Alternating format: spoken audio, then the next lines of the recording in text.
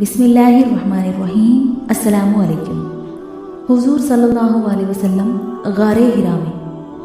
नबूवत मिलने का वक्त जितना करीब होता गया उतना ही रसूल सल्लल्लाहु अलैहि वसल्लम तन्हाई को ज़्यादा ही पसंद करने लगे।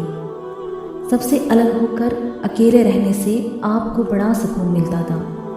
आप अक्सर खाने पीने का सामान लेकर कई कई दिन तक मक्का से दूर जाकर हिरा नामी पहाड़ के एक गार में बैठ जाते और इब्राहिमी तरीके और अपनी पाकिज़ा फितरत की रहनुमाई से अल्लाह की इबादत और ज़िक्र में मशगूल रहते थे। अल्लाह की कुदरत में गौर व फिक्र करते रहते थे और कौम की बुरी हालत को देखकर बहुत गमज़दा रहते थे। जब तक खाना ख़त्म ना हो जाता था आप शहर वापस नहीं आते थे। जब मक्का की वादियों से गुज़रते तो दरख्तों और पत्थरों से सलाम करने की आवाज़ आती थी।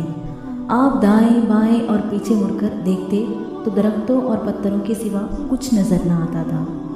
इसी ज़माने में आप सल्लल्लाहु अलैहि वसल्लम को ऐसे ख्वाब नज़र आने लगे कि रात में जो कुछ देखते वही दिन में ज़ाहिर होता था। यही सिलसिला चलता रहा कि नबूवत की घड़ी आ पहुँची और अल्लाह ताला ने आपको नबूवत अदा फरमाई। सुभान अल्लाह।